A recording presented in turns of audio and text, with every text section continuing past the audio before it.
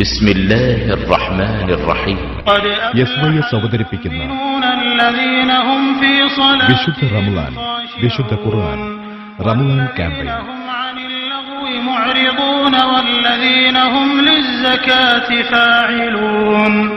والذين هم لفروجهم حافظون إلا على أزواجهم أو ما ملكت أيمانهم فإنهم غير ملومين فمن ابتغى وراء ذلك فأولئك هم العادون والذين هم لأماناتهم وعهدهم راعون والذين هم على صلواتهم يحافظون أولئك هم الوارثون الذين يرثون. الحمد لله رب العالمين، والصلاة والسلام على سيد المرسلين وعلى آله وأصحابه أجمعين. الحمد لله نحمده ونستعينه ونؤمن به ونتوكل عليه، ونعوذ بالله من شرور أنفسنا ومن سيئات أعمالنا، من يهد الله فلا مضل له ومن يضلل فلا هادي له، ونشهد أن لا إله إلا الله وحده لا شريك له، ونشهد أن سيدنا محمدا عبده ورسوله أرسله بالهدى ودين الحق ليظهره على الدين كله ولو كره المشركون. أما بعد، فإن خير الحديث كتاب الله، وخير الهدي هدي محمد صلى الله عليه وسلم، وشر الأمور محدثاتها، وكل محدثة بدعة، وكل بدعة ضلالة، وكل ضلالة في النار. وما توفيقي إلا بالله، عليه توكلت وإليه أنيب. ما شاء الله كان، وما لم يشأ لم يكن، ولا حول ولا قوة إلا بالله العلي العظيم. أعوذ بالله من الشيطان الرجيم.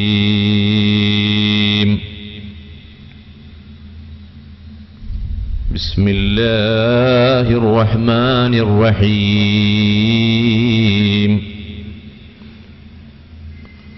ولقد أرسلنا نوحا إلى قومه فقال يا قوم اعبدوا الله ما لكم من إله غيره وفلا تتقون. فقال الملأ الذين كفروا من قومه ما هذا إلا بشر مثلكم يريد أن يتفضل عليكم ولو شاء الله لأنزل ملائكة ما سمعنا بهذا في آبائنا الأولين إن هو إلا رجل به جنة فتربصوا به حتى حين. قال رب انصرني بما كذبون. فأوحينا إليه أن اصنع الفلك بأعيننا ووحينا فإذا جاء أمرنا وفارت النور فاسلك فيها من كل زوجين اثنين وأهلك إلا من سبق عليه القول منهم ولا تخاطبني في الذين ظلموا إنهم مغرقون. فإذا استويت أنت ومن معك على الفلك فقل الحمد لله الذي نجانا من القوم الظالمين. وقل رب أنزلني منزلا مباركا وأنت خير المنزلين. إن في ذلك لآيات وإن كنا لمبتلين. صدق الله العظيم، وصدق وبلغ رسوله النبي الكريم. ونحن على ما قال ربنا من الشاهدين والحمد لله رب العالمين.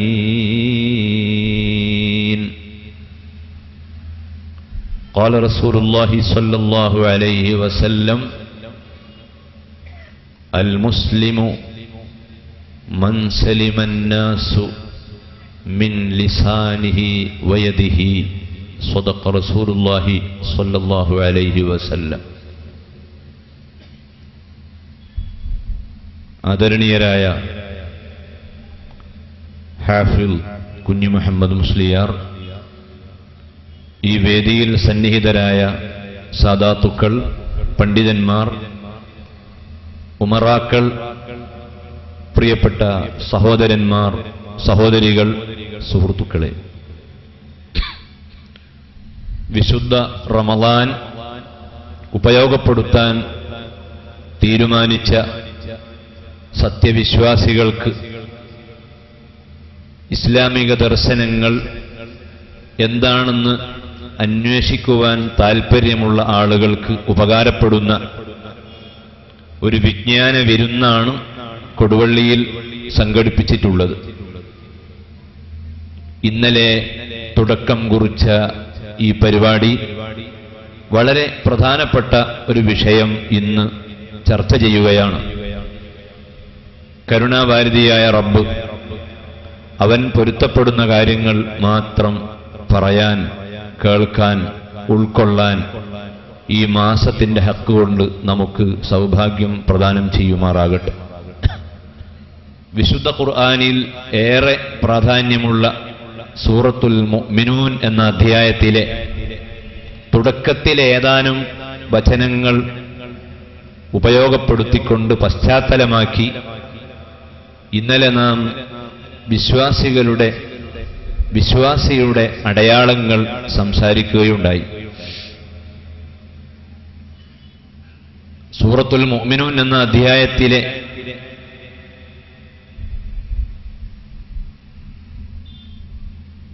ഏതാനും വചനങ്ങൾ അടിസ്ഥാനപ്പെടുത്തിക്കൊണ്ടാണ് ഇന്ന് വാക്കും ചലനവും സൂക്ഷിക്കുക എന്ന വിഷയത്തെ അധികരിച്ചുകൊണ്ട് ഇവിടെ ചില കാര്യങ്ങൾ നിങ്ങളുടെ മുൻപിൽ സമർപ്പിക്കാൻ ഉദ്ദേശിക്കുന്നത്. ഒരു പ്രഭാഷകനെ സംബന്ധിച്ചിടത്തോളം വിഷയങ്ങൾ രൂപപ്പെടുത്തുമ്പോൾ ഖുർആനിന്റെയും സുന്നത്തിന്റെയും അടിസ്ഥാനത്തിൽ പല രൂപത്തിൽ പല വഴികളിലൂടെ ആ വിഷയം പ്രതിപാദിക്കുവാൻ സാധിക്കും. ഞാൻ തിരഞ്ഞെടുത്ത മാർഗം വിഷയത്തോട് കൂറ് പുലർത്തുന്നതാണെങ്കിലും ആ വിഷയത്തിന്റെ എല്ലാ ഭാഗവും ഇവിടെ പറയാൻ ഒരിക്കലും തന്നെ കഴിയുകയില്ല. കാരണം അത്രയും വലിയ ഒരു വിഷയമാണ് നാം സംസാരിക്കുന്നത്. ഒരു വിശ്വാസി അവന്റെ ജീവിതത്തിൽ കണിശമായി പാലിക്കേണ്ട ധാരാളം മര്യാദകളും ആചാരങ്ങളും ഖുർആൻ പഠിപ്പിക്കുന്നുണ്ട്. അതിനെ നമുക്ക് രണ്ട് ഭാഗമാക്കി തിരിക്കാം. ഒന്ന്, പ്രപഞ്ചത്തിന്റെ സൃഷ്ടാവായ അല്ലാഹുവുമായി ബന്ധപ്പെട്ട കാര്യങ്ങൾ, അവന് മുൻപിൽ സമർപ്പിക്കുന്ന വാക്കുകൾ, അവന് മുൻപിൽ സമർപ്പിക്കുന്ന പ്രത്യേകമായ ആചാരങ്ങൾ. മറ്റൊന്ന്, അവന്റെ അടിമകളുമായി ബന്ധപ്പെട്ട വാക്കുകൾ, വർത്തമാനങ്ങൾ, അല്ലാഹുവിന്റെ സൃഷ്ടികളുമായി ബന്ധപ്പെട്ട ചലനങ്ങൾ, സമീപനങ്ങൾ. ഇതെല്ലാം തന്നെ കുറ്റമറ്റ രൂപത്തിൽ ക്രമപ്പെടുത്തണം എന്നതാണ് ഇസ്ലാമിന്റെ ഉദ്ദേശ്യം. അതെല്ലാം പരിപൂർണമായി ജീവിതത്തിൽ പാലിക്കുന്ന ധാരാളം ആളുകൾ മുസ്ലിം സമൂഹത്തിലുണ്ട് എന്നത് അഭിമാനത്തോടുകൂടി നമുക്ക് ഓർക്കാൻ കഴിയും. പ്രത്യേകിച്ച് ഇസ്ലാമിക പാരമ്പര്യമുള്ള നാടുകളിൽ പഴയ കാലം മുതൽക്ക് തന്നെ വലിയ പണ്ഡിതന്മാരുടെയും സയ്യിദുമാരുടെയും തണലിൽ ജീവിക്കുകയും അവരുടെ ഉപദേശങ്ങൾ മാത്രമല്ല, അവരുടെ സമീപനങ്ങൾ കൂടി മനസ്സിലാക്കാൻ സാധിച്ച പഴയ തലമുറയിലെ ആളുകളെ ശരിയായി നാം വീക്ഷിച്ചാൽ, ഞാൻ ഈ പറഞ്ഞ രണ്ട് വിഷയങ്ങളിലും അവർ മാതൃകാ യോഗ്യരായി നിലകൊള്ളുന്നു എന്ന് കണ്ടെത്താൻ കഴിയും. മൊത്തത്തിൽ ഞാൻ പറയുന്നത്, ഒരു മനുഷ്യന്റെ വാക്കും ചലനവും അള്ളാഹു പൊരുത്തപ്പെട്ട രൂപത്തിൽ ക്രമീകരിക്കുവാനുള്ള ഒരു ഒറ്റമൂലിക ഞാൻ ആദ്യമായി പറയുന്നു. കാരണം പ്രഭാഷണത്തിന്റെ എല്ലാ വശങ്ങളും പൂർണ്ണമായി കേൾക്കാൻ സമയമില്ലാത്ത ആളുകൾ തിരക്കിനിടയിൽ പട്ടണത്തിന്റെ പല ഭാഗങ്ങളിലായി ഉണ്ട് എന്നറിയാം. അവർ വാഹനത്തിൽ ഇങ്ങനെ പാസ് ചെയ്യുമ്പോഴായിരിക്കും പ്രസംഗത്തിലെ ഏതോ ഒരു വരി കേൾക്കുന്നത്. ആ കേൾക്കുന്ന വരി ഞാൻ ഇനി പറയുന്നതായി മാറിയാൽ 2 മണിക്കൂർ പ്രഭാഷണം കേൾക്കാതെ തന്നെ പ്രഭാഷണവുമായി ബന്ധപ്പെട്ട പ്രധാന ഭാഗം അവരുടെ മനസ്സിൽ തങ്ങി നിൽക്കും. അത് മറ്റൊന്നുമല്ല, അള്ളാഹു ആദരിച്ച വ്യക്തികളെയും അള്ളാഹു ബഹുമാനിച്ച വസ്തുക്കളെയും ആദരിക്കുകയും ബഹുമാനിക്കുകയും ചെയ്യുക എന്ന ഒരടിസ്ഥാനം ഒരു മനുഷ്യന് ഉണ്ടായാൽ അവന്റെ വാക്കുകൾ പിഴക്കുകയില്ല, അവന്റെ ചലനങ്ങൾ തെറ്റുകയില്ല. ഇതതിൻ്റെ ബേസാണ്. ഇത് നമ്മളെ കയ്യിലുണ്ടായാൽ പിന്നെ നമ്മൾ വല്ലാതെ പിഴച്ചു പോവുകയില്ല, വല്ലാതെ തെറ്റിപ്പോവുകയില്ല. വിശദാംശങ്ങളിലേക്ക് കടക്കുമ്പോൾ എല്ലാം സമഗ്രമായി പ്രതിപാദിക്കേണ്ട കാര്യങ്ങളാണ്. മനുഷ്യന്റെ ഓരോ വാക്കും എങ്ങനെയാകണം എന്ന് അവൻ പഠിച്ചാൽ മാത്രമേ അത് ഫലപ്പെടുത്തിയെടുക്കാൻ അവന് കഴിയുകയുള്ളൂ. സാധാരണഗതിയിൽ അള്ളാഹു ആദരിച്ച വസ്തുക്കളെ മുഴുവനും ഞാൻ ആദരിക്കുന്നു എന്ന ഒരു സമീപനം ഒരാൾ സ്വീകരിച്ചാൽ, അള്ളാഹുവിന് ഇഷ്ടമുള്ളതെല്ലാം എനിക്ക് ഇഷ്ടമാണ്, അള്ളാഹുവിന് വെറുപ്പുള്ളതെല്ലാം എനിക്ക് വെറുപ്പാണ്, ഈ ഒരു പോയിന്റ് മാത്രം ഒരാൾ മുറുകെ പിടിച്ചാൽ കുറേ ദൂരെ അവൻ ആരുടെയും സഹായമില്ലാതെ വഴിതെറ്റാതെ മുന്നോട്ട് പോകാൻ കഴിയും. പിന്നെ ഓരോ മനുഷ്യന്റെയും സാഹചര്യം കൊണ്ട് അവൻ പലതിലും ചെന്ന് ചാടുകയാണ്. ഇന്നലെ വരെ അവന്റെ ജീവിതത്തിൽ അവൻ സ്വപ്നം കണ്ടിട്ടില്ലാത്ത ചില കാര്യങ്ങൾ ഇന്ന് അവന്റെ ജീവിതത്തിൽ പെട്ടെന്ന് വന്നുകൂടുകയാണ്. അവനോടൊരാൾ ചോദിക്കുകയാണ്, ക്യാഷ് വല്ലതും കയ്യിലുണ്ടോ? ഞാനൊരു ചെറിയ ബിസിനസ് ആരംഭിക്കണമെന്ന് വല്ലാത്ത ആഗ്രഹത്തിലാണ്. ഒരു നല്ല ഒരു ഷെയറിനെ പറ്റി ഒരാളെ കിട്ടാതെ വളരെ വിഷമിച്ച് നിൽക്കുമ്പോഴാണ് നിങ്ങളെ കണ്ടത്.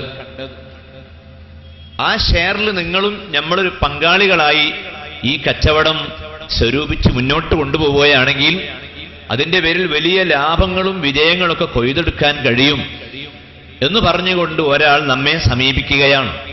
നമ്മളിത് ഒരിക്കലും നനച്ചതല്ല. നമ്മളെ കയ്യിൽ ഏതോ അർത്ഥത്തിൽ ഒരു സംഖ്യ ഒത്തുവന്നത് ഇന്നലെ രാത്രിയാണ്.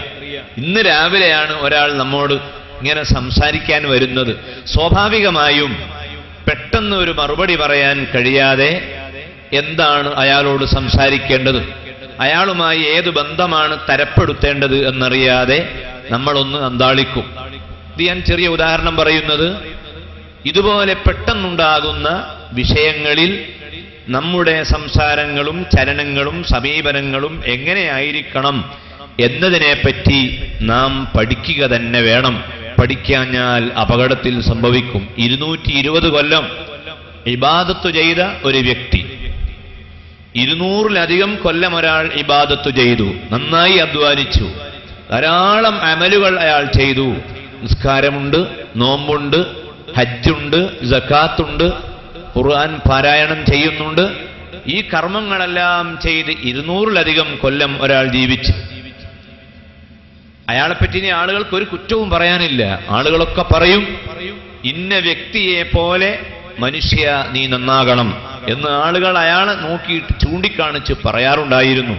അയാൾ നാട്ടിലൊരു ഉത്തമ മാതൃകാ പുരുഷനാണ്. അങ്ങനെ ആരാധന കൊണ്ട് വളരെ മുന്നിലെത്തിയ ഒരു സഹോദരനെ ഒരു ദിവസം ഒരാൾ വഴിതെറ്റിക്കാൻ തീരുമാനിക്കുകയാണ്. അവന്റെ സമീപത്ത് വന്ന് അവനോട് പറയുകയാണ്, പിന്നെ സഹോദര, നീയുമായി ഒരു സൗഹൃദമുണ്ടാക്കാൻ എനിക്ക് വല്ലാത്തൊരാഗ്രഹം. ഞാൻ നിന്റെ ക്യാമ്പിൽ 2 ദിവസം താമസിക്കുന്നതിന് വിരോധമില്ലല്ലോ? ഇല്ല, ഒരു വിരോധവുമില്ല. എന്റെ കൂടെ നിങ്ങൾക്ക് സഹകരിക്കാം, സഹവസിക്കാം. അങ്ങനെ 2 ദിവസം ഈ വന്ന രണ്ടാമൻ ആരാധന കൊണ്ട് വളരെ പ്രശസ്തി ആർജിച്ച ഈ വ്യക്തിയോടൊപ്പം കൂട്ടുകൂടുകയാണ്. പക്ഷെ ഈ വന്ന വ്യക്തി ആരാധനയുടെ വിഷയത്തിൽ ഒന്നാമനേക്കാൾ വളരെ മുന്നിലാണ്. ഒന്നാമനെയും തോൽപ്പിക്കുന്ന ആരാധനകളാണ് രണ്ടാമത്തെ ആള് ചെയ്യാൻ തുടങ്ങുന്നത്. സുജൂദിലൊക്കെ വീണാ പിന്നെ എഴുന്നേൽക്കൂല, കിടക്കുകയാണ്. ഒന്നാമനാവട്ടെ സുജൂദിന് ഒരു പരിധിയൊക്കെ ഉണ്ട്. ആ പരിധി വിട്ട സുജൂദും വലിയ ഇബാദത്തുകൾ ധാരാളമായി ചെയ്തുകൊണ്ട് ഈ രണ്ടാമൻ ഒന്നാമനെ അത്ഭുതപ്പെടുത്തിയപ്പോൾ ഒന്നാമൻ ചോദിച്ചു, അല്ല സഹോദര, നിങ്ങൾ ഇത്രയും കൂടുതൽ ആരാധനകൾ യാതൊരു ചടപ്പുമില്ലാതെ വളരെ ആനന്ദത്തോടുകൂടി ചെയ്യുന്നതിന്റെ രഹസ്യം എന്താണ്? നിങ്ങൾക്ക് എങ്ങനെയാണ് ഈ ആരാധനകളിൽ ഇത്ര താല്പര്യവും ലദ്ദത്തും ഉണ്ടായത് എന്ന് ചോദിക്കുമ്പോൾ ആ അതിഥിയായി വന്ന, വിസിറ്റിന് വേണ്ടി വന്ന, താമസിക്കാൻ സൗഹൃദം നടിച്ചുകൊണ്ടുവന്ന ആ വ്യക്തിയുടെ മറുപടി, ഞാൻ ഈ ആരാധനകളിലൊക്കെ എനിക്ക് വലിയ താല്പര്യം ഉണ്ടാവാൻ ഒരു നിമിത്തമുണ്ടായിരുന്നു. ആ നിമിത്തം ഉണ്ടായപ്പോഴാണ് ഞാൻ വല്ലാതെ നന്നായത്. എന്താണെന്ന് ചോദിച്ചപ്പോൾ അദ്ദേഹം പറയുന്നു, അത് മറ്റൊന്നുമല്ല, ഞാൻ മുമ്പ് വളരെ തമ്മാടിയായിരുന്നു, റൗഡിയായിരുന്നു, വളരെ മോശക്കാരനായിരുന്നു. അങ്ങനെ റൗഡിയായി ജീവിക്കുന്ന ആ കാലഘട്ടത്തിൽ പശ്ചാത്തപിച്ചു മടങ്ങണം എന്ന് എനിക്കൊരു ചിന്ത വന്നു. അങ്ങനെ ഞാൻ ചെയ്ത പാപങ്ങളാകട്ടെ ദൈവത്തിനു മുൻപിൽ, മനുഷ്യരുടെ മുൻപിൽ പറഞ്ഞാൽ ആരും പൊറുക്കുകയില്ല എന്ന് തോന്നുന്ന അത്രയും വലിയ ഗൗരവമുള്ള കുറ്റമാണ് ഞാൻ ചെയ്തത്. ആ കുറ്റം ചെയ്ത് പശ്ചാത്തപിച്ച് മടങ്ങിയതോടുകൂടിയാണ് എനിക്ക് ഈ വലിയ വിജയങ്ങളൊക്കെ ഉണ്ടായത്. അതുകൊണ്ട് എന്നെപ്പോലെ ആരാധനയിൽ വല്ലാത്ത ലദ്ദത്തും ആസ്വാദ്യതയുമൊക്കെ താങ്കൾക്ക് ആഗ്രഹമുണ്ടെങ്കിൽ ഞാൻ ചെയ്ത ആ തെറ്റ് പോലെയുള്ള ഒരു തെറ്റ് താങ്കൾ ചെയ്താൽ, പിന്നീട് പശ്ചാത്തപിച്ച് മടങ്ങുകയും ചെയ്താൽ എന്നെപ്പോലെ നിങ്ങൾക്ക് വരാൻ കഴിയും എന്ന് പറഞ്ഞപ്പോൾ അതുവരെ കാര്യമായ തെറ്റൊന്നും ചെയ്യാത്ത ഈ ഒന്നാമൻ, 200 കൊല്ലത്തിലധികം ആരാധന ചെയ്ത ആ മനുഷ്യൻ ഇദ്ദേഹത്തോട് പറയുന്നു, എന്താണ് നീ ചെയ്ത ആ തെറ്റ്? ഞാനും അതൊന്ന് ചെയ്ത് പശ്ചാത്തപിച്ച് മടങ്ങിയാൽ നിന്നെപ്പോലെ ആകുമെങ്കിൽ എന്താണെന്ന് എനിക്കറിയണമല്ലോ. ആരെങ്കിലും കൊലപ്പെടുത്തിയതാണോ? അയാൾ പറയുന്നു, അല്ല, കൊലപ്പെടുത്തിയ തെറ്റല്ല ഞാൻ ചെയ്തത്. എന്താണ്, വ്യഭിചാരം ആണോ താങ്കൾ ചെയ്തത്? അത് രണ്ടുമാണെങ്കിൽ എന്നെ കൊണ്ട് കഴിയില്ല.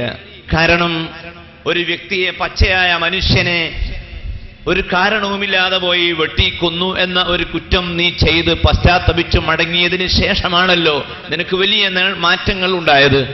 അതുപോലെ ഒരാൾ പോയി വെട്ടിക്കൊല്ലാൻ എന്നെ കൊണ്ട് കഴിയില്ല. അതുകൊണ്ട് അങ്ങനെ ഒരു കുറ്റമാണെങ്കിൽ എന്നോട് പറയരുത്. ഈ രണ്ടാമത്തെ ആള് പറഞ്ഞു, രണ്ടാമൻ പറയുന്നു, കൊലപാതകമല്ല, വ്യഭിചാരവുമല്ല, അതൊന്നുമല്ല ഞാൻ ചെയ്തത്. ഞാൻ ചെയ്തിരുന്ന ഏറ്റവും ക്രൂരമായ തെറ്റ് മദ്യം ആയിരുന്നു, മദ്യപാനമായിരുന്നു. ആരെങ്കിലും മദ്യപിച്ചാൽ ആ മദ്യപിച്ച മനുഷ്യന്റെ ശരീരത്തിന്, അവന്റെ രക്തത്തിന് വിലയില്ല, അവന്റെ രക്തത്തിന് യാതൊരു പവിത്രതയുമില്ല. മദ്യപിച്ച മനുഷ്യൻ ഏതെങ്കിലും ലോറിയുടെ ടയറിന്റെ ഉള്ളിൽ കുടുങ്ങിച്ചാകേണ്ടവനാണ്. അങ്ങനെയായിരിക്കും അവന്റെ അന്ത്യം സംഭവിക്കുക. അവന്റെ രക്തത്തിന് വിലയില്ല. പട്ടി ചാകുന്നത് പോലെ മദ്യപാനിച്ചാകേണ്ടി വരും. അവന്റെ രക്തത്തിന് വിലയില്ല. ആരും കാണാതെ, മറ്റാരെയും ബാധിക്കാത്ത രൂപത്തിൽ എളുപ്പത്തിൽ തുടങ്ങാവുന്ന ഒരു വൃത്തികേടാണ് മദ്യപാനം. ആ മദ്യപാനമാണ് എന്റെ ജീവിതത്തിൽ ഞാൻ ചെയ്തിരുന്നത്. പക്ഷേ ഞാനൊരു പ്രഭാഷണം കേട്ടപ്പോൾ, ഒരു ഉത്ബോധനം കേട്ടപ്പോൾ അത് പാപമാണെന്ന് തിരിച്ചറിയുകയും ആ തെറ്റിൽ നിന്ന് പശ്ചാത്തപിച്ച് മടങ്ങാൻ തീരുമാനിക്കുകയും ചെയ്തു. അങ്ങനെയാണ് ഞാൻ പശ്ചാത്തപിച്ച് മടങ്ങിയത്. ഇപ്പോൾ നീ കാണുന്ന രൂപത്തിലൊക്കെ വലിയ മാറ്റത്തിൽ ഞാൻ എത്തിയത്.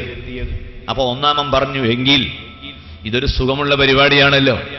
ദേശം മദ്യപിച്ചാൽ പിന്നെ പശ്ചാത്തപിച്ച് മടങ്ങുകയും ചെയ്താൽ അതിന്റെ ശേഷം വലിയ മാറ്റങ്ങളൊക്കെ ഉണ്ടായി നിങ്ങളെപ്പോലെ ആവുകയാണെങ്കിൽ വളരെ സുഖമാണ്. എവിടെയാണ് ഈ വസ്തു കിട്ടുക? രണ്ടാമൻ മറുപടി പറയുന്നു, അതിന് കൂടുതൽ ദൂരെയൊന്നും പോകേണ്ട ആവശ്യമില്ല, അതിന്റെ സ്ഥലം ഏതാണെന്ന് ഞാൻ പറഞ്ഞു തരാം, അത് കിട്ടുന്ന കോർണർ ഏതാണെന്ന് ഞാൻ ചൂണ്ടിക്കാണിച്ചു തരാം. ആ സഹോദരന് വഴി കാണിച്ചു കൊടുത്തു. അന്ന് വരെ ഇബാദത്തിൽ മുഴുകിയ മനുഷ്യൻ, ആരാധനയിൽ വളരെ താല്പര്യത്തോടുകൂടി ജീവിച്ചിരുന്ന മനുഷ്യൻ അതാ ഒരു സുപ്രഭാതത്തിൽ മദ്യം കഴിക്കുകയാണ്. മദ്യം കഴിച്ചതിന്റെ ഡോസ് അല്പം കൂടിയപ്പോൾ മദ്യം കഴിക്കുന്ന കടയിലെ ഒരു സഹോദരനുമായി വാക്കേറ്റമുണ്ടായി.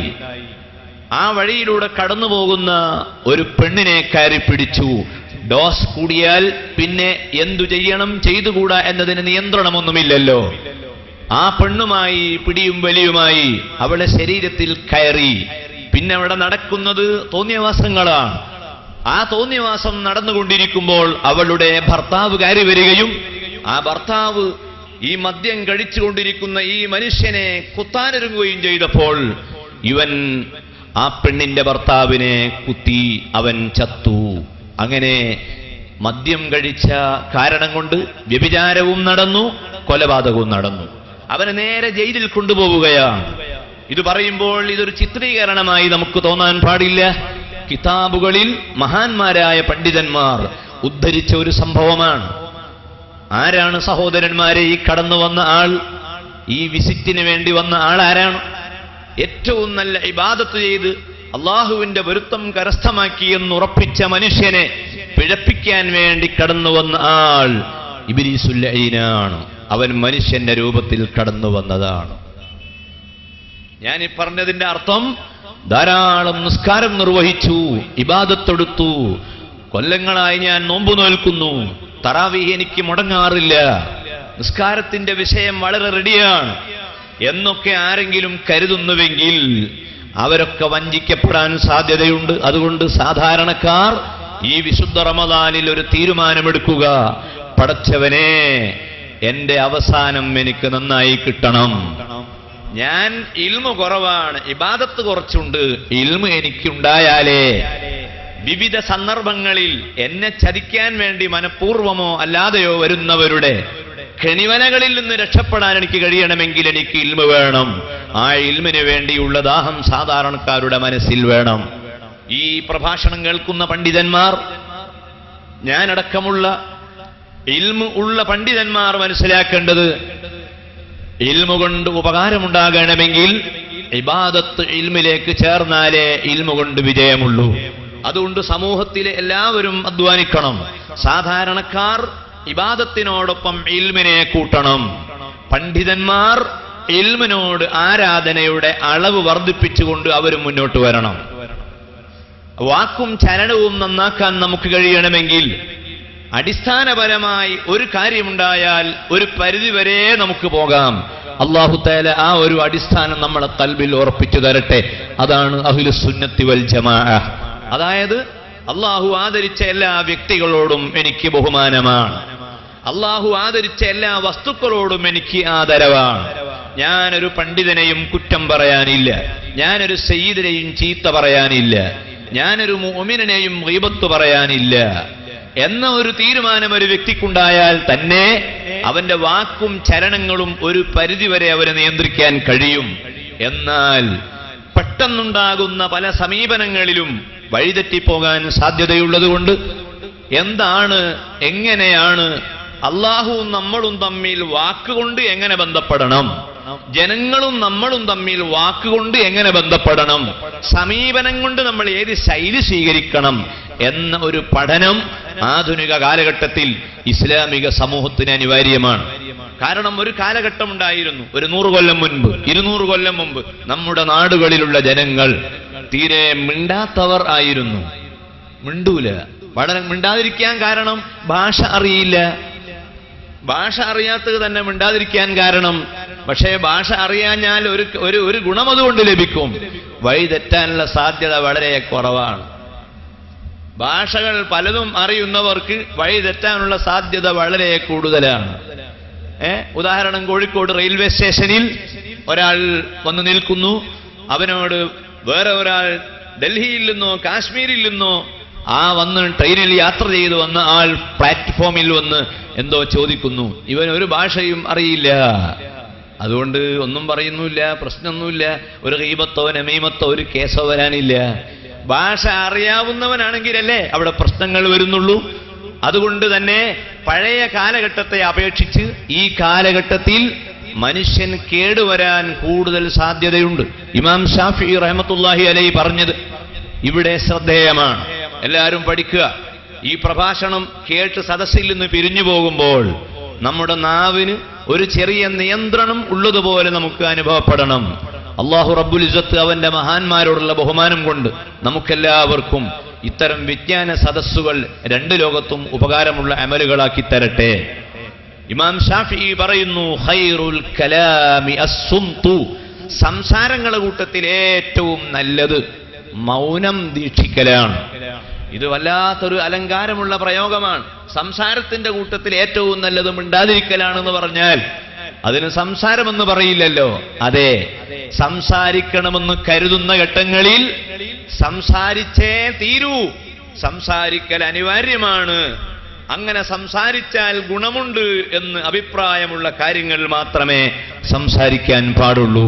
അല്ലാത്ത കാര്യങ്ങളിൽ മിണ്ടാതിരിക്കാൻ, മറുപടി പറയാതിരിക്കാൻ ഈ കാലഘട്ടത്തിൽ ജനങ്ങൾക്ക് ട്രെയിനിങ് കൊടുക്കേണ്ടതായിട്ടുണ്ട്. നമ്മളൊക്കെ സ്വഭാവം അറിയുന്നതും അറിയാത്തതും വിളിച്ചു കൂവുക എന്നതാണ് ഈ കാലഘട്ടത്തിന്റെ ശൈലി. ഈ കാലഘട്ടത്തിന്റെ ശൈലി അതാണ്. അങ്ങനെ മിണ്ടുക, പറയന്നെ, സംസാരിക്കന്നെ. ആ സംസാരത്തിൽ ബെല്ലുമില്ല, ബ്രേക്കുമില്ല. ഗീബത്താണോ നമീമത്താണോ, ഇതുകൊണ്ട് എന്തൊക്കെയാണ് സംഭവിക്കുക എന്ന യാതൊരു ബോധമോ ചിന്തയോ ഇല്ലാതെ സംസാരങ്ങൾ ഇങ്ങനെ പെരുകുകയാണ്. അല്ലാഹു റബ്ബുൽ ഇസ്സത്ത് പരിശുദ്ധ ഖുർആനിൽ സൂറത്തുൽ മുഅ്മിനൂൻ എന്ന അധ്യായത്തിൽ അതിന്റെ തുടക്കത്തിൽ വിശ്വാസികളുടെ അടയാളങ്ങളിലേക്ക് വെളിച്ചം വീശുന്ന കുറെ കാര്യങ്ങൾ പറഞ്ഞതിനു ശേഷം പറയുന്നത് കാണാം, വലഖദ് അർസൽനാ നൂഹൻ ഇലാ ഖൗമിഹി ഫഖാല യാ ഖൗമി ഇഅ്ബുദുല്ലാഹ മാ ലക്കും മിൻ ഇലാഹിൻ ഗൈറുഹു അഫലാ തത്തഖൂൻ. മനുഷ്യർ മനസ്സിലാക്കണം, കുറെ പ്രവാചകന്മാർ ലോകത്ത് കഴിഞ്ഞു പോയിട്ടുണ്ട്, കുറെ ജനങ്ങൾ കഴിഞ്ഞു പോയിട്ടുണ്ട്. നിങ്ങൾക്ക് തോന്നും നിങ്ങളാണ് ഇവിടെ ഏറ്റവും വലിയവർ എന്ന്.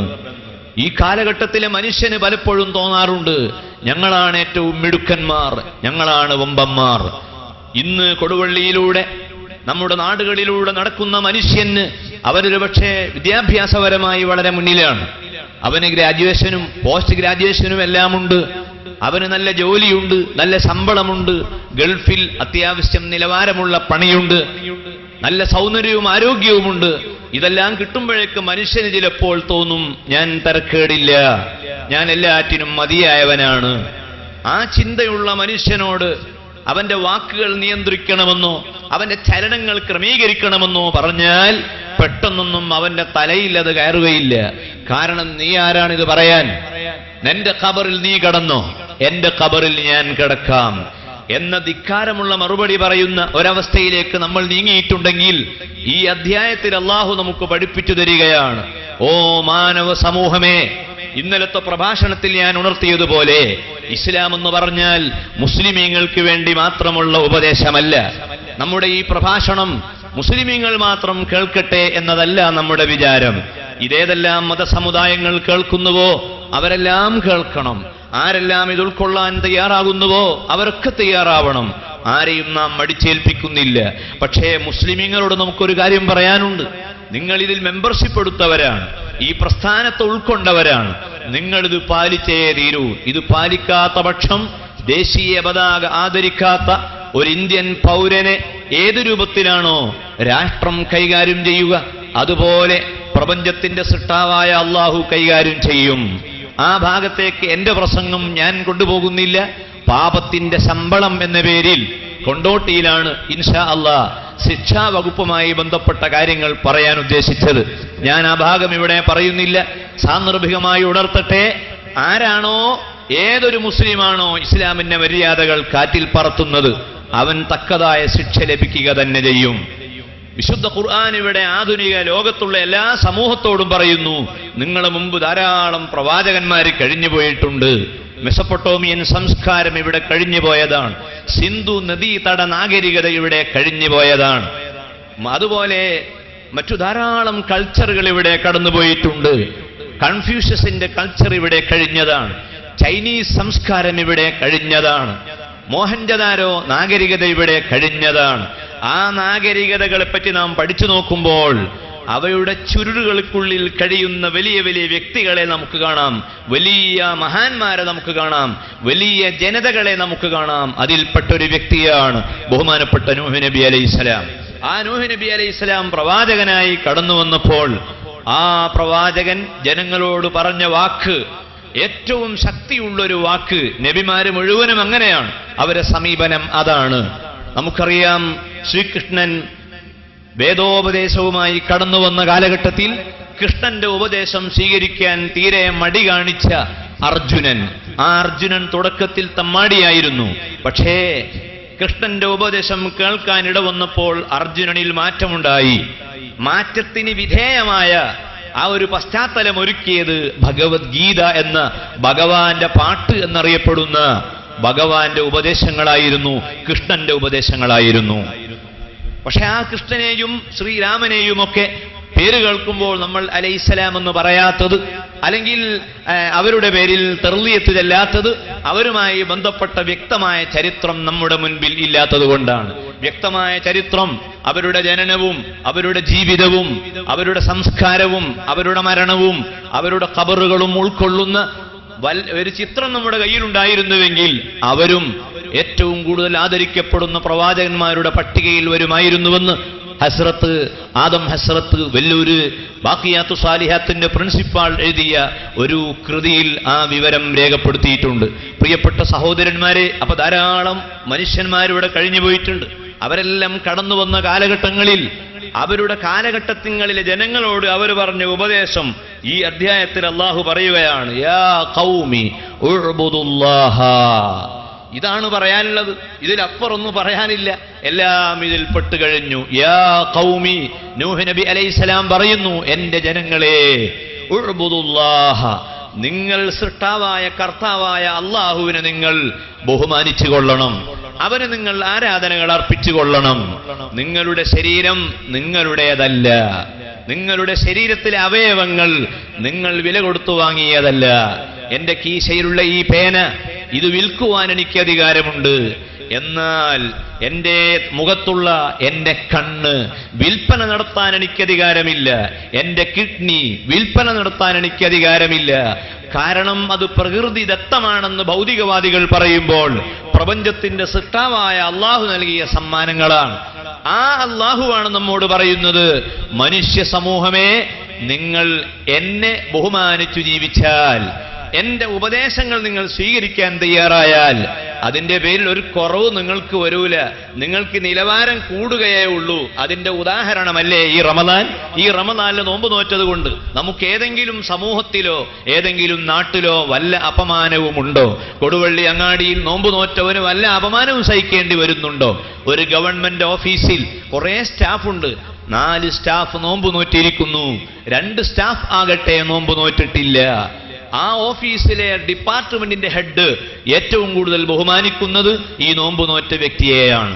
എങ്കിൽ ഇസ്ലാമിലെ കർമ്മങ്ങൾ ഏതൊരു മനുഷ്യൻ സ്വീകരിക്കുന്നുവോ അതുകൊണ്ട് വിജയമേ ഉള്ളൂ, നിലവാരം കൂടുകയാണ് ചെയ്യുക.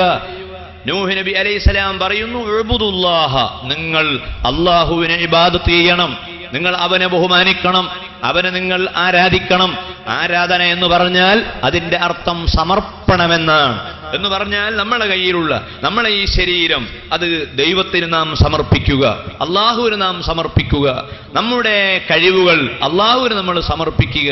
നമ്മളെ ഭാര്യയെ, നമ്മളെ കുഞ്ഞുങ്ങളെ, നമ്മളുമായി ബന്ധപ്പെട്ട സകലതിനെയും അള്ളാഹുവിന് സമർപ്പിക്കുക. പടച്ചവനെ, ഇതൊന്നും എനിക്കറിയില്ല, നീ ചെയ്ത ഭാഗ്യമാണ്. ഇന്ന സ്വലാത്തി വനുസുഖി വമഹിയായ വമമാതി ലില്ലാഹി റബ്ബിൽ ആലമീൻ. എന്റെ നിസ്കാരവും എന്റെ ജീവിതവും എന്റെ മരണവും എന്റെ എല്ലാ ചലനങ്ങളും റബ്ബേ എനിക്കറിയില്ല, ഇതെല്ലാം നിനക്കുള്ളതാണ്, എനിക്കിതിൽ യാതൊരു പങ്കാളിത്തവുമില്ല. കാരണം എന്റെ പ്രായമുള്ള, എന്റെ അടുത്ത വീട്ടിലെ എന്റെ ഇതേ പ്രായമുള്ള സഹോദരൻ എന്നേക്കാൾ വളരെ അധമനായിട്ടാണ് അയാൾ കഴിയുന്നത്. നീ എനിക്ക് എന്തെല്ലാമോ നൽകിയിരിക്കുന്നു, അതുകൊണ്ട് നീ വരച്ച ആ വരയിൽ നിൽക്കാൻ തയ്യാറാണ്. അതാണ് സമർപ്പണം, അതാണ് ഇബാദത്ത്. ആ വഴിയിലേക്ക് പ്രവാചകന്മാർ ജനങ്ങളെ ക്ഷണിക്കുകയായിരുന്നു. മാലക്കും മിൻ ഇലാഹിൻ ഗൈറുഹു അഫലാ തത്തഖൂൻ. മഹാനായ നൂഹ് നബി അലൈഹിസ്സലാം മാത്രമല്ല, ലോകത്തുള്ള സകല പ്രവാചകന്മാരും ജനങ്ങളോട് ഉത്ബോധിപ്പിച്ച സന്ദേശമാണ് ഇബാദത്തിന്റെ സന്ദേശം.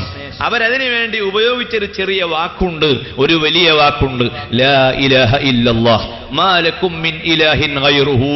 ലാ ഇലാഹ ഇല്ലല്ലാഹ്, അതാണ് ഒരു മനുഷ്യന്റെ വാക്കിൽ വെച്ച് ഏറ്റവും മുന്തിയ വാക്ക്. വാക്കും ചലനവും നന്നാക്കാൻ ആഗ്രഹിക്കുന്നവർ അവരാദ്യമായി വരേണ്ടത് തൗഹീദിന്റെ ആ വചനത്തിലേക്കാണ്. മാലക്കും മിൻ ഇലാഹിൻ ഗൈറുഹു ലാ ഇലാഹ ഇല്ലല്ലാഹ്. കുറെ പഠിച്ചതുകൊണ്ട് കാര്യമായില്ല. എത്ര പഠിച്ച പ്രൊഫസർമാരുണ്ട്. തലശ്ശേരിയിൽ ഒരാളുണ്ട്, ഒരു വലിയ പ്രൊഫസർ. അദ്ദേഹം ഒരു പുസ്തകം എഴുതി, മുഹമ്മദ് നബി ജീവിതവും വ്യക്തിത്വവും എന്നാണ് ആ പുസ്തകത്തിന്റെ പേർ. ആ പുസ്തകം എഴുതിയ വ്യക്തി സുബ്ഹാനല്ലാഹ് തീരെ നിസ്കാരമില്ലാതെയാണ് അയാൾ ജീവിക്കുന്നത് എന്ന് എന്നോട് ഒരാൾ പറഞ്ഞു. ഞാൻ അദ്ദേഹത്തെ കണ്ടിട്ടില്ല, കാണാത്തത് കൊണ്ട് തന്നെ പേര് പറയുന്നില്ല. പേര് പറഞ്ഞാൽ ഗിബത്തായി പോകും. പേര് പറയാതെ സൂചന മാത്രം തരുന്നത് ലോകത്തിന്റെ സ്വഭാവം അതാണ് എന്ന് നിങ്ങളെ ഉണർത്താൻ വേണ്ടി മാത്രമാണ്. പുസ്തകം എഴുതിയതുകൊണ്ടോ പ്രസംഗിച്ചതുകൊണ്ടോ കാര്യമായില്ല. പിന്നെയോ വാക്കും ചലനവും സംസ്കാരവും നന്നാകാനുള്ള ഒന്നാമത്തെ മാർഗം അഫ്ളലു മാ ഖുൽതു അന വന്നബിയ്യൂന മിൻ ഖബ്ലി ലാ ഇലാഹ ഇല്ലല്ലാഹ്. ഞാനും എന്റെ മുമ്പ് കഴിഞ്ഞ സകല പ്രവാചകന്മാരും അവരെ നാവ് കൊണ്ട് ഉച്ചരിച്ചതിൽ വെച്ച് ഏറ്റവും മുന്തിയ പദം ലാ ഇലാഹ ഇല്ലല്ലാഹ്.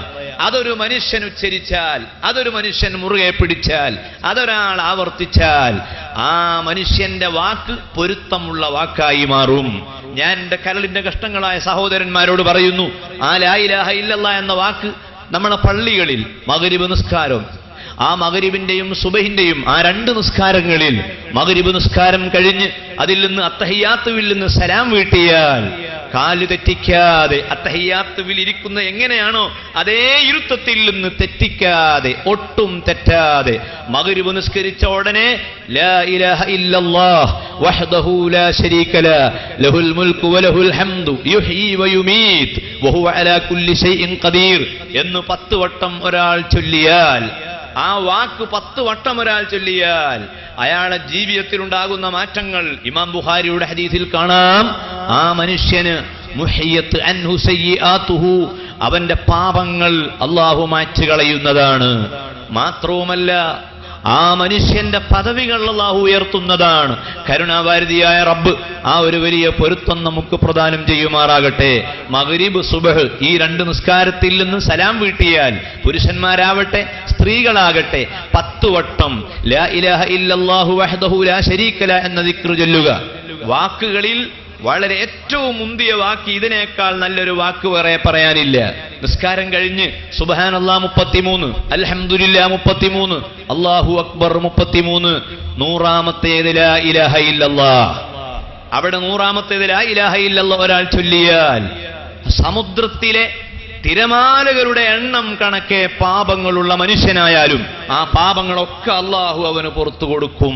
നിങ്ങൾ ആലോചിക്കണം, തീർന്നില്ല. ഓരോ നിസ്കാരത്തിന്റെയും ശേഷം 10 വട്ടം ലാ ഇലാഹ ഇല്ലല്ലാഹ് ചൊല്ലുന്നൊരു പതിവ് നമ്മുടെ പള്ളികളിൽ കാണാം. 10 വട്ടം ഓരോ നിസ്കാരത്തിന്റെയും ശേഷം ആ പദമൊരാൾ ചൊല്ലിയാൽ ആ ലാ ഇലാഹ ഇല്ലല്ലാഹ് എന്ന വാചകത്തിലൂടെ ഒരു മനുഷ്യന്റെ ഖൽബത സംസ്കരിക്കപ്പെടുകയാണ്. മനസ്സിലാക്കണം ഉസ്താദേ, എന്റെ വർത്തമാനമൊന്നും പലപ്പോഴും ഒരു ലെവലില്ലാതെ ആയി പോകാറുണ്ട്. ആദ്യം പറയേണ്ടത് ഞാൻ അവസാനം പറഞ്ഞു പോകാറുണ്ട്, അവസാനം പറയുന്നത് ആദ്യം പറഞ്ഞു പോകാറുണ്ട്.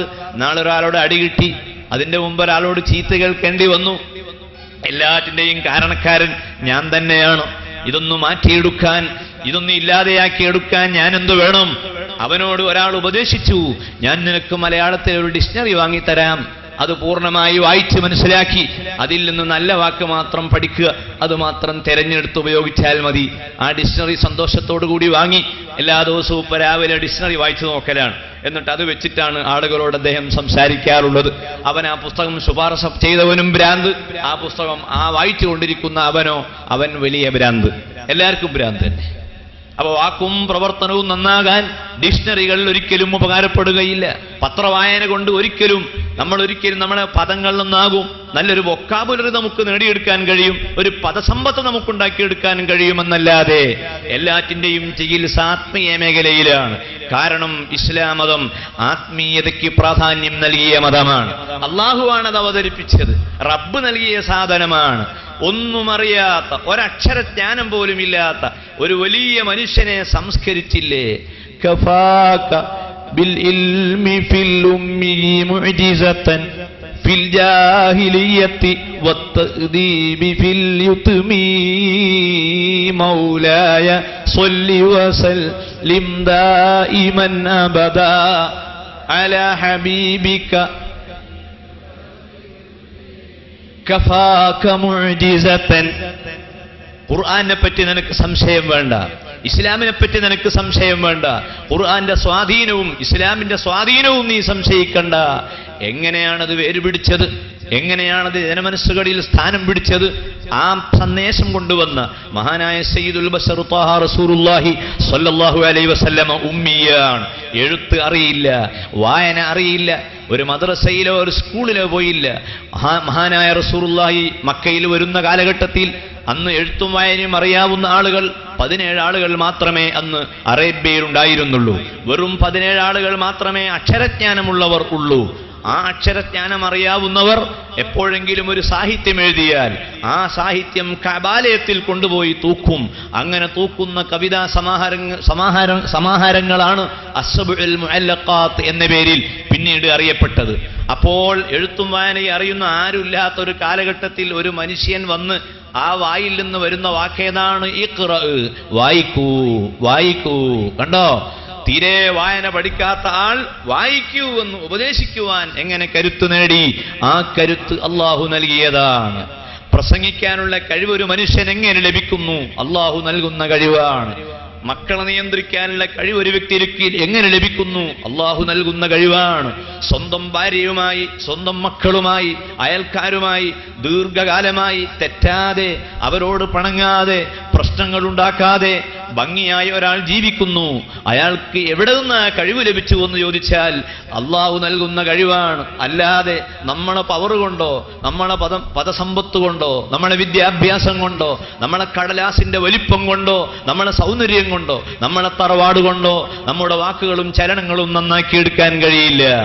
ലാ ഇലാഹ ഇല്ലല്ലാ എന്ന ആ വാക്ക് ഒരു മനുഷ്യൻ ആവർത്തിക്കുക, ധാരാളമായി ചൊല്ലിക്കൊണ്ടിരിക്കുക. അതാ പല നാടുകളിലും ദിക്ർ ഹൽക്കുകളും സ്വലാത്തിന്റെ ഹൽക്കുകളും നടക്കുമ്പോൾ എത്രയോ ദൂരം അതാ മഴയും വെയിലും മഞ്ഞും സഹിച്ച് മുഅ്മിനീങ്ങളായ ആളുകൾ ആ മജ്ലിസിലേക്ക് പോകുമ്പോൾ അവരുടെ ആ യാത്രയെ ചില ആളുകൾ പരിഹസിക്കാറുണ്ട്. നേരം വെളുക്കാത്തവർ അവിടെ 1000 ലാ ഇലാഹ ഇല്ലല്ലാ, ആ ലാ ഇലാഹ ഇല്ലല്ലാഹല്ലേ മറ്റേ സ്ഥലത്തുള്ളത്, വെറുതെ എങ്ങനെ നടക്കണോ എന്നൊക്കെ ചോദിച്ച് ആരും പരിഹസിച്ചു പോകരുത്. കാരണം ആ വാചകം കൊണ്ടാണ് ലോകത്തുള്ള വലിയ വിപ്ലവങ്ങൾ മുഴുവനും ഉണ്ടാക്കിയെടുത്തിട്ടുള്ളത്. പ്രിയപ്പെട്ട സഹോദരന്മാരെ, അതിനുശേഷം അള്ളാഹു ചോദിക്കുന്നു, അഫലാ തത്തഖൂൻ.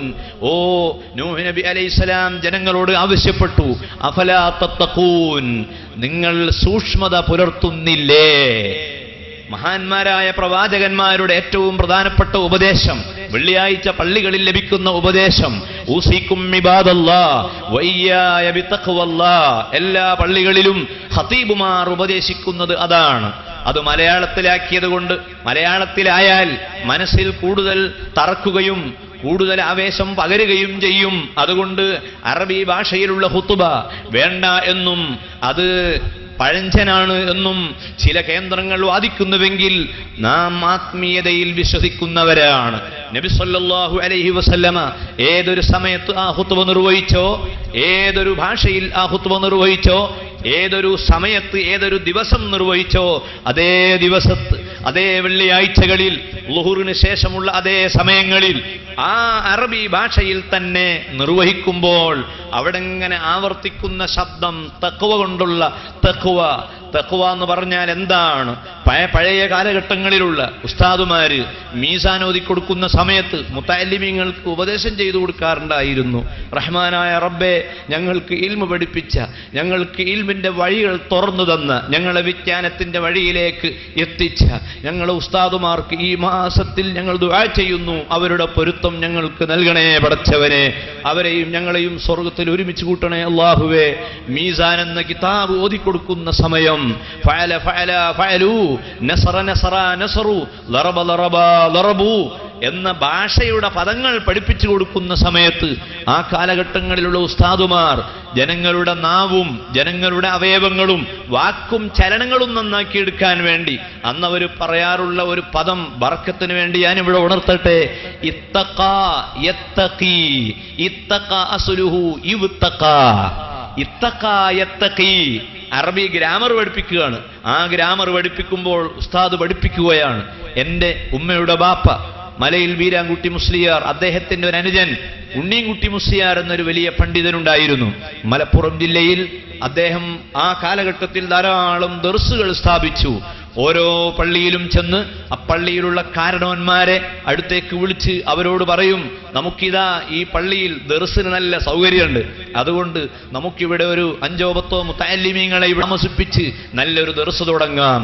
ഇൽമു ഇവിടെ നിലനിൽക്കണമെങ്കിൽ പള്ളി ദർസുകൾ ആവശ്യമാണ് എന്ന് പറയുമ്പോൾ അവർ പറയും, ഉസ്താദേ ചെലവ് കൊടുക്കാനൊക്കെ ഞങ്ങളിലുണ്ട്, പക്ഷേ ഉസ്താദിന് ശമ്പളം കൊടുക്കാൻ ആരാണുള്ളത്?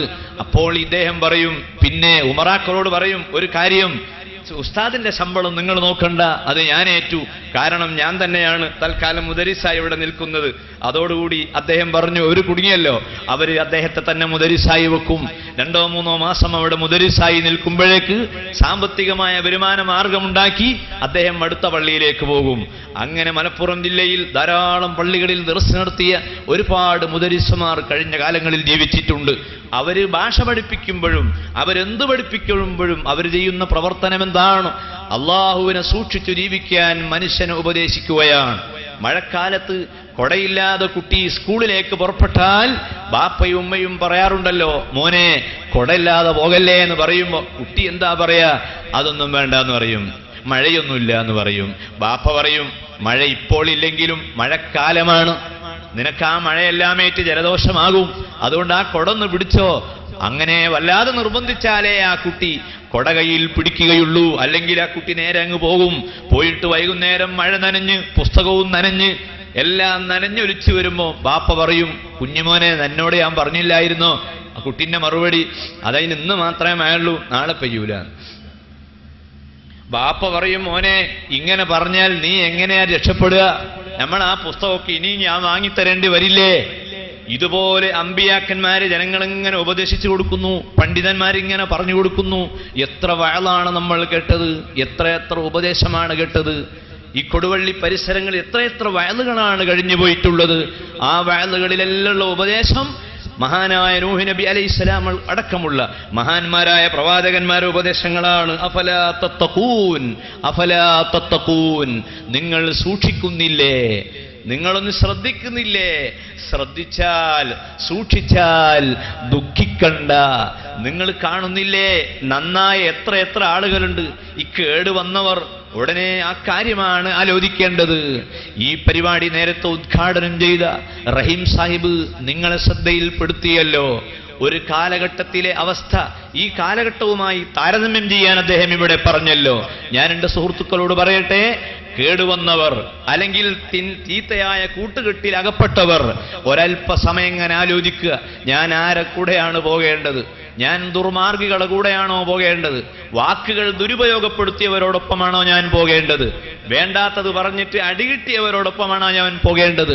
അല്ല, നല്ലത് പറഞ്ഞതിന്റെ പേരിൽ വിജയിച്ചവരുടെ കൂടെയാണോ പോകേണ്ടത്? ഫഖാലൽ മലഉല്ലദീന കഫറൂ മിൻ ഖൗമിഹി മാ ഹാദാ ഇല്ലാ ബശറും മിസ്ലുക്കും യുരീദു അൻ യതഫല്ലല അലൈക്കും വലൗ ശാഅ അല്ലാഹു ലഅൻസല മലായിക മാ സമിഅനാ ബിഹാദാ ഫീ ആബാഇനൽ അവ്വലീൻ ഇൻ ഹുവ ഇല്ലാ റജുലുൻ به جنة فتربصوا به حتى حين. ഒരു വലിയ മനുഷ്യൻ, ഒരു പ്രവാചകൻ ജനങ്ങളിൽ വന്നിട്ട് ജനങ്ങളെ പ്രതികരണം. ഒരു ഉസ്താദ് വന്ന് പ്രസംഗിക്കുമ്പോൾ ആ പ്രസംഗം കേൾക്കാൻ നല്ല സൗകര്യമുണ്ടായിട്ട് അത് ഉപയോഗപ്പെടുത്താത്ത മനുഷ്യൻ അവൻ ആലോചിക്കണം, ഇതാ നല്ല പള്ളിയാണ്, ആ പള്ളിയിൽ നിസ്കാരത്തിന് നേതൃത്വം നൽകാൻ നല്ലൊരു ഉസ്താദ് വന്നിട്ടുണ്ട്, ഇമാമ് വന്നിട്ടുണ്ട്, ആ ഇമാമ് ദുആഇന് ഉത്തരമുള്ള ആളാണ്, അദ്ദേഹത്തിന്റെ സമീപത്ത് ഞാനൊന്ന് പോകട്ടെ എന്ന് ചിന്തിക്കുന്നതിന് പകരം ഉസ്താദുമാരെയും ആലിമീങ്ങളെയും സംബന്ധിച്ച് ഊഹാപോഹങ്ങൾ പറയുന്ന മനുഷ്യന്റെ സ്ഥിതി എന്താണെന്ന് ഗൗരവത്തോടുകൂടി ഈ വചനത്തിന്റെ വരികൾക്കിടയിലൂടെ നമ്മൾ ആലോചിക്കണം. വലിയ അപകടം തന്നെയാണ് സഹോദരന്മാരെ, സഹോദരിമാരെ. വലിയ മഹാനായ ഒരു പ്രവാചകൻ വന്ന് നല്ല ഉപദേശം ചെയ്തു കൊടുത്തപ്പോൾ ജനങ്ങൾ പ്രതികരണം. فقال الملأ الذين كفروا من قومي ما هذا إلا بشر مثلكم. ഇത് നിങ്ങളെപ്പോലത്തെ ഒരു മനുഷ്യൻ മാത്രമാണ്, ഇത് നിങ്ങളെപ്പോലത്തെ ഒരാളാണ്, നിങ്ങളെ മാതിരിയുള്ള ഒരാളാണിത്, ഇയാൾക്ക് പ്രത്യേകതകളൊന്നുമില്ല. പ്രവാചകന്മാർ സാധാരണ മനുഷ്യർ ആണോ? സഹോദരന്മാരെ, നബിമാർ സാധാരണ മനുഷ്യർ അല്ല, അവര് പ്രത്യേക മനുഷ്യരാണ്. അതിന്റെ ഏറ്റവും വലിയ തെളിവ് അഷ്റഫുൽ ഖൽഖ് നബി മുഹമ്മദുർ റസൂലുള്ളാഹ് എന്ന് ഞാൻ ചൊല്ലിയപ്പോൾ നിങ്ങൾ ചൊല്ലുന്ന സ്വലാത്താണ്. അതേസമയം ഇതേ പേരുള്ള ഈ നാട്ടിലോ പരിസരത്തോ ഉള്ള ഒരു മുഹമ്മദ് ഹാജിയുടെ പേര് ഞാനിപ്പോൾ പറഞ്ഞു കഴിഞ്ഞല്ലോ. ആരെങ്കിലും സ്വലാത്ത് ചൊല്ലിയോ? ഇല്ല. പേര് രണ്ടും ഒന്ന്, ഉച്ചരിച്ച ആൾ ഒന്ന്, രണ്ടും ഉച്ചരിച്ച സമയവും ഒന്ന്, സദസ്സും ഒന്ന്. പക്ഷേ ആദ്യത്തെ പേര് ആരുടേതാണ്? അത് ലോകത്തിന്റെ നേതാവായ അഷ്റഫുൽ ഖൽഖായ മുഹമ്മദുർ റസൂലുള്ളാഹി സ്വല്ലല്ലാഹു അലൈഹി വസല്ലമയാണ്. അപ്പോൾ പ്രവാചകന്മാർ സാധാരണ മനുഷ്യർ അല്ല. ഓരോ കാലഘട്ടത്തിലും പ്രവാചകന്മാർ വന്നപ്പോൾ ആ കാലഘട്ടത്തിലെ ജനങ്ങളുടെ പ്രധാനമായ ആരോപണം, അവരെ പ്രധാനമായ ഒരു ആരോപണം, മാ ഹാദാ ഇല്ലാ ബശറുൻ, ഇത് നിങ്ങളെപ്പോലത്തെ മനുഷ്യനാണ്, നിങ്ങളെപ്പോലത്തെ മനുഷ്യനാണ്. അയാള് മൂത്രിക്കുന്നുണ്ട്, അയാൾ മലവിസർജനം നടത്തുന്നുണ്ട്, അയാൾക്ക് ഭാര്യയുണ്ട്, അയാൾക്ക് മക്കളുണ്ട്, നമ്മൾ മരിക്കും പോലെ അയാളും മരിക്കും, അതുകൊണ്ട് സാധാരണ മനുഷ്യരാണ് പ്രവാചകന്മാർ എന്ന വാദം ഉന്നയിച്ചുകൊണ്ട് നൂഹ് നബി അലൈഹി സ്വലാമിന്റെ കാലഘട്ടത്തിലുള്ള ജനങ്ങൾ നൂഹ് നബിയെ പരിഹസിച്ചു. മാത്രവുമല്ല, അവര് മറ്റൊരു കാര്യം കൂടി പറഞ്ഞു കളഞ്ഞു. യുരീദു അൻ യതഫല്ലല അലൈക്കും, ബഹുമാനപ്പെട്ട നൂഹ് നബി അലൈഹി സ്വലാമിനെ പറ്റി അവർ പറഞ്ഞ ആരോപണം, മുഹമ്മദ് എന്ന നബിയെ വളരെ ഗുരുതരമായ ആരോപണമാണ്. യുരീദു അൻ യതഫല്ലല അലൈക്കും, ആ നൂഹ് നബി അലൈഹി സ്വലാം ജനങ്ങൾക്കിടയിൽ പ്രവാചകനായതിന്റെ പശ്ചാത്തലത്തിൽ ഒരു മേലാളനാവാൻ ശ്രമിക്കുകയാണ്. നേതാവായിട്ട് ഇങ്ങനെ ചമയാൻ വേണ്ടി വന്നതാണ്. ആരെ സംബന്ധിച്ചാണ് ഈ പറയുന്നത്? പ്രവാചകന്മാരെന്ന് പറഞ്ഞാൽ അവർക്ക് അഹങ്കാരം തീരെയില്ല, അവരങ്ങേയറ്റത്തെ വിനയത്വത്തിന്റെ ഉടമകളാണ്. ആ പ്രവാചകന്മാരെ സംബന്ധിച്ചാണ് പറയുന്നത്. ബഹുമാനപ്പെട്ട ഖബ്ബാബ് റളിയല്ലാഹു അൻഹു